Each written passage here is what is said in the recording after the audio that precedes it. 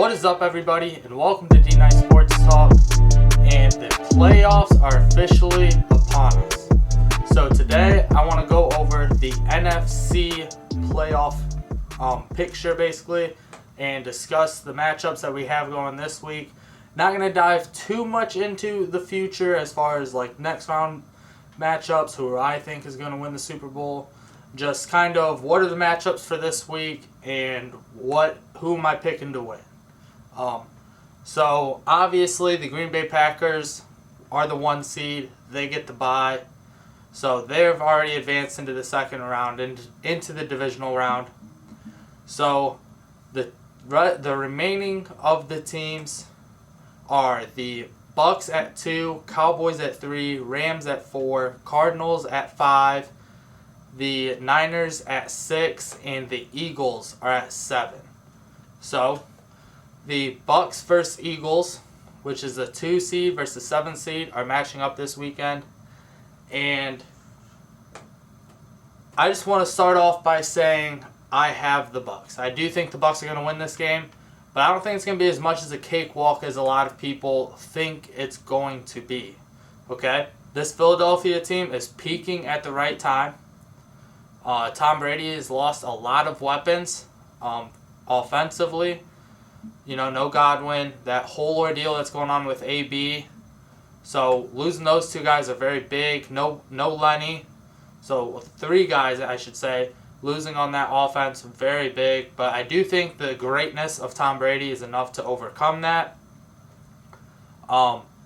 Like I said, this game, I think it's going to be closer than what most people think. I think Philly's going to give Tampa Bay a pretty solid run for their money, just like Washington did last year in the first round. But at the end of the day, I could see it being a close game. The ball's going to come down to Brady, you know, and Brady's going to do what Brady does. And he's going to go down the field and he's going to score. That's my prediction for that game. It's going to be a pretty close game throughout just because this Eagles team is really peaking right now. I just don't think that they're peaking, that they're just good enough. They're just not there yet. Their quarterback's super young. I just don't, you know, this is his first playoff experience. So I just don't think that they're going to have, the whole team's young. So I just don't think that they're going to have enough this year to go on any sort of run. Good for them for making it here. Like I said, they're peaking at the perfect timing, but it's just not going to be enough to get to the second round. So, on to the next games. We have the Dallas Cowboys versus the San Francisco 49ers. And I think this one is going to be a very good game. Just because both these defenses have been pretty solid this year, and both of these offenses have had ups and downs. So they're pretty similar teams, in my opinion. Overall, I do think that the Cowboys are a little bit better. I mean, I would say that they're a lot better offensively overall, just because of who is under center. You know, I think Dak is a much better overall quarterback than Jimmy G, but all Jimmy G does is win football games. And a lot of it is because of that defense on the other side. You know, that defense is always keeping the games close, always giving Jimmy G the opportunity to win. So I think this game is going to be more defensively than offensively. It's going to be which quarterback throws the least amount of picks. It's going to be very centered around the defense, I think. So whoever's team has the most takeaways at the end of the game, I believe is going to win. And I believe that's going to be the Cowboys. Just the way Michael Parsons has been playing for them this season. The way Diggs has been playing for them this season, jumping routes. I mean, you got to think. You only have to really worry about on the offensive side of the ball for the Niners is Deebo Samuel and George Kittle. If you can stop those 2 or slow those 2 down at least, yeah, they have some nice other pieces over there. But if you can really just slow those guys down, you're going to do a very good job of slowing that entire offense down, not allowing them to move down the field. I think it's going to be a lot of dump-offs kind of to Deebo, a lot of screens probably for Deebo and letting Deebo see what he can just do. That's the other thing. And when you're stopping this offense, when they have Kittle who's great after the catch, and they have Deebo who's great after the catch, you have to just limit those guys' like touches. You just can't let them get their hands on the football because they're going to catch it. They're very sure-handed receivers, and they're both going to make plays after they catch it.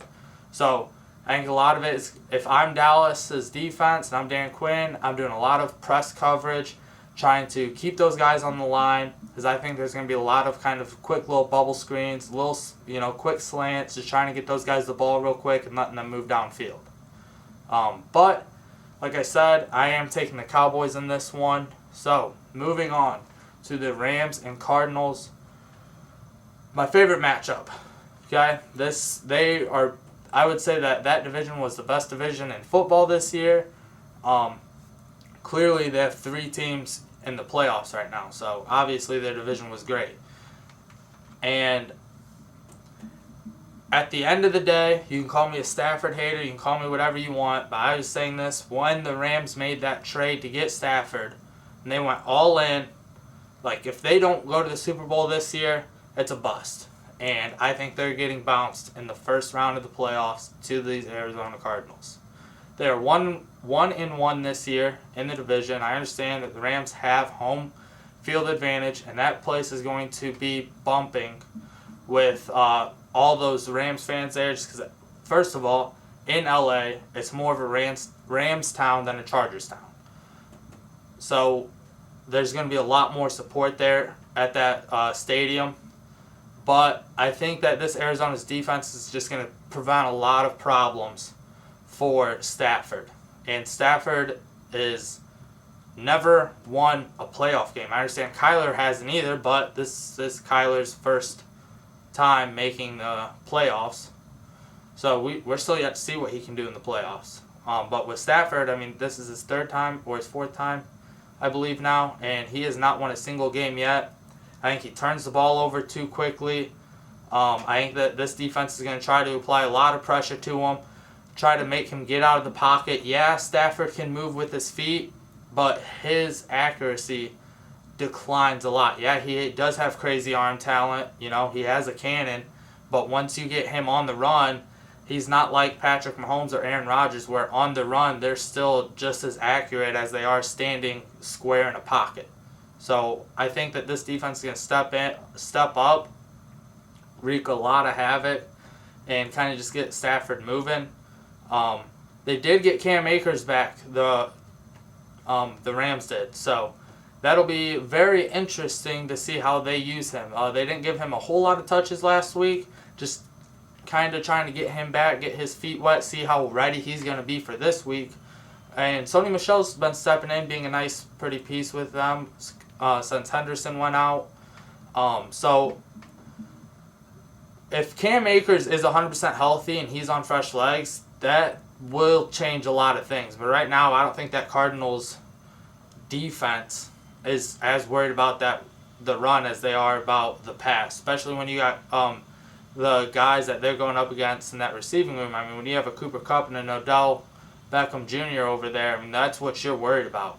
Cooper Kupp led the league this year in yards for a good reason. He got a lot of the targets, so I think you're going to be seeing a lot of double teaming on him. And if I was Arizona, I might actually kind of, at the beginning of the game, just put my best guy on Kupp and double OBJ. Let Kupp kind of get what he wants the first quarter. But if we've seen it time and time again.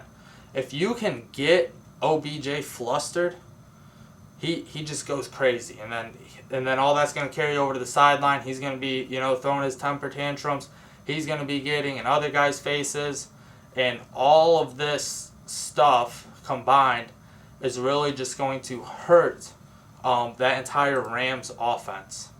I mean, they're just going to be over there. Odell Beckham Jr. is going to be throwing his fits. I just don't see. Like I said, I really think that the Rams are going to be winning this one. One more thing I would like to address, and this is every team's record against playoff teams in the NFC. So this is their record against basically each other. Okay, so the Packers are 5-1. That makes sense. The number 1 seed. Buccaneers are 4-1. Okay, that makes sense. They're the number 2 seed. Cardinals are 5-2. They're the 5 seed. Niners are 4-4 at the 6 seed. The Cowboys are 3-4 at the 3 seed, and the Rams are 2-5. Only 2 wins against playoff teams this season.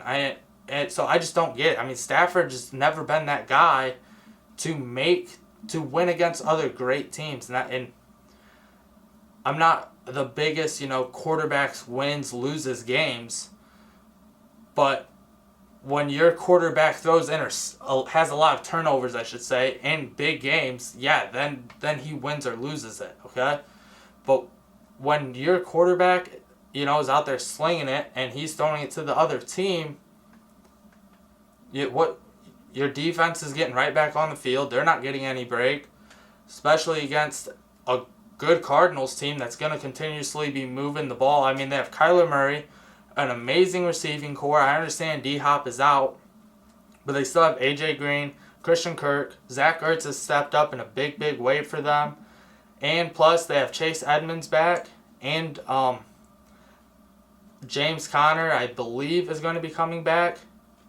So they have Chase Edmonds out of the passing game more. I mean, they'll run some screens with him, dump it off to him, let him go to work after the catch. And then they have James Conner, who they can just pound the rock with. I mean, they're going to really be tiring that Rams defense out. So if Stafford's out there throwing interceptions, and that Rams defense that is excellent, don't get me wrong, that Rams defense is very good, but if they're not getting any break, it's going to be a lot harder for them to keep up with this Arizona Cardinals offense that can be very explosive. So that is why I have the Cardinals.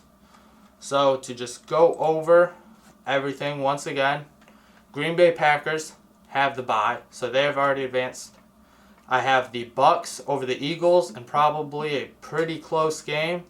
I have the Cowboys over the Niners, and I have the Cardinals over the Rams. That's all I have for you. Thanks for watching. Comment what you think is going to happen below. Don't forget to like and subscribe. Peace.